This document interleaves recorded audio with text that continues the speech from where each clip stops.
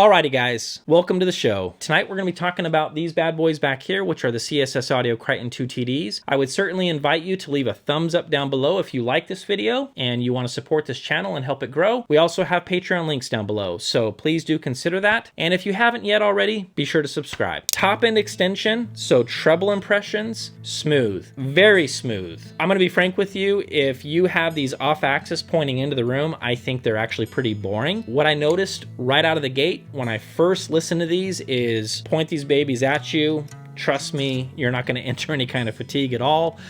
The top end extension remains smooth no matter what I did. Not once, even at high volume levels, did I ever feel like, whoa, these things are bright. Never, not once. So this is a smooth, easygoing top end.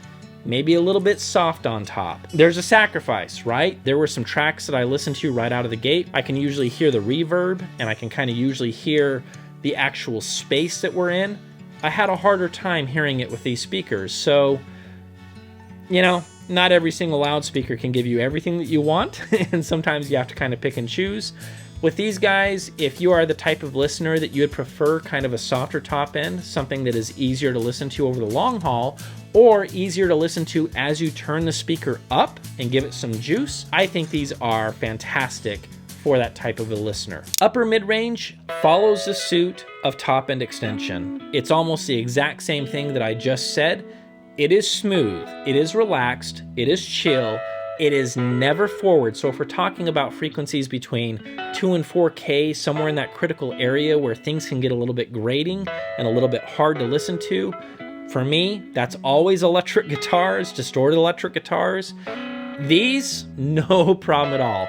And I gotta say, you can really crank these babies before they lose their composure. Top end extension, upper mid-range, I have very little complaint other than at lower volumes, you're gonna sacrifice some detail. So if you're a detail freak, I don't know if these are going to win you over, and I would say that a better option for you might be the ELAC Adantes, around the same price as these guys, and I'll be doing a review of those, I think, next, so stay tuned for that one. Mid-range is very fascinating with these speakers. It's gonna sound like I might actually be contradicting myself as I talk about the mid-range, but bear with me. The mid-range, to me, if we're talking about the tone of the mid-range, it has heft and weight. There's something going on in the mid-band that I think is gonna be a texture thing, and I think that it's also gonna be some emphasis where you have some meat on the bones, but those leading notes, those leading attacks, I think is really, really well done.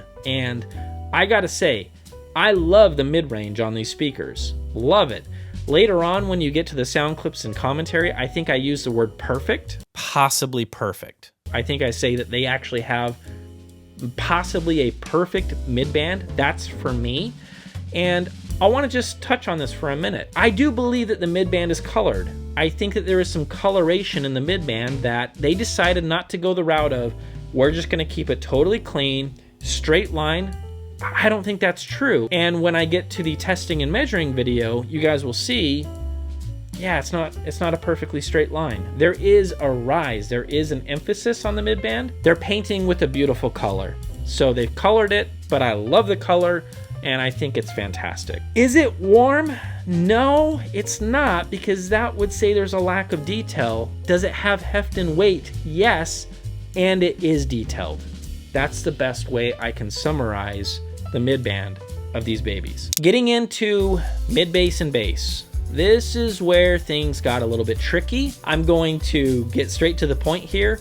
When you actually watch the sound clips with commentary, that was actually shot before this video. And it's going to be weird because I'm going to now explain to you what actually is going on in that video to where it makes a little bit more sense. So I'm hoping that everybody takes the time to watch this before you watch the sound clips and commentary. Mid-bass and bass, first impressions, not so hot. I was pretty concerned because I was like, okay, these should be hitting down to 40 hertz. That's what their specifications say. And there are some of those notes that I think they might be, but then there's some stuff going on that doesn't sound right. It's like some notes are hitting and some, it's like a miss. Like, what? Where's that note? What the heck is going on here? It turns out that it's my room. Here's the thing. Nice texture, nice tone. Even after moving them to where I think they do work a little bit better in this room, I wish it was a little more confident. I wish it just hit a little bit harder. It's good, not mind-blowing. And I'm gonna say this, they drop at 40 hertz. So you need subs. You gotta get subs. So considering the fact that you're about to drop 3K for these bad boys and CSS Audio doesn't sell a matching sub, you do have to at least take that into consideration if you do wanna fill in the lowest of the lows. Last but not least, Soundstage. Okay, narrow baffle, crossover parts are boutique.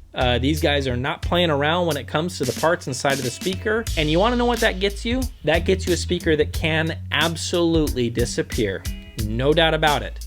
So if you're the type of listener that you want a speaker that just vanishes, it's gone, it's not in the room, you're just left with a performance, these speakers can do that. Soundstage on these, fantastic. Definitely one of my favorite things about these speakers, aside from the mid-range, is the fact that these speakers can disappear, and they can disappear without much trouble. So that concludes Chapter 2 of the CSS Audio Criton 2TD review. Stay tuned for Chapter 3. We're going to be doing the sound clips with commentary. That one is a lot of fun, and you guys will be able to hear what these babies sound like to an extent. It's the best that I can do. So that'll be out soon. Thank you for jumping on board. I appreciate it, and we'll see you in the next video.